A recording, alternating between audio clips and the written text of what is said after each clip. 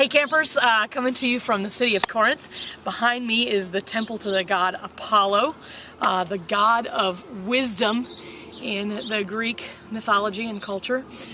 Corinth is the place where Paul came during his second missionary journey, met Aquila and Priscilla, just really invested his life here for 1.5 years. He became a tent maker, and that allowed him to become, in a sense, part of the people here.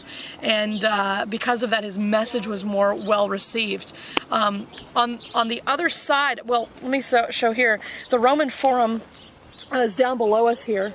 You might actually be able to see some of the bema seat. I don't know if that's visible from here or not, where Paul was dragged by those in the synagogue that were angry with his teaching. And then up above on this high rock above us is the Corinth. And at the very top of that is the temple to Aphrodite, the goddess of love. Now, historians dispute whether or not these two temples were actually in use during the time of Paul's ministry here and during the time of his writing the letters to the Corinthians.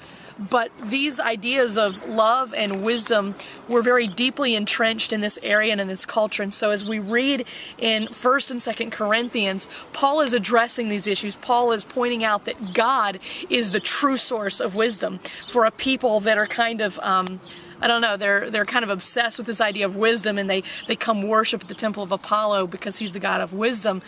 Paul is saying very clearly God is the god of wisdom.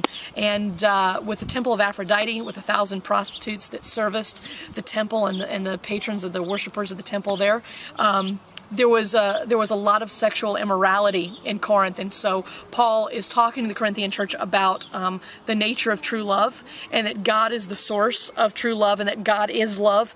And in 1 Corinthians 13 we read where he talks about what real love should look like, as he's encouraging the church at Corinth to pursue a love that is godly and a love that is right and pure and holy. So once again, we see Paul writing to a real people at a real time with real issues, and as we stand on this ground today, it just really comes to life.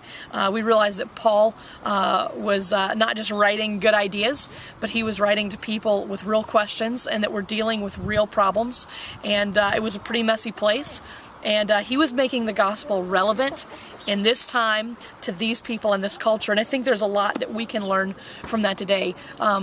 Wisdom, love are both things that in our culture are also very important. And so as we talk about pursuing wisdom and pursuing knowledge, and as we talk about pursuing love and showing that, are we doing it in a way that is godly?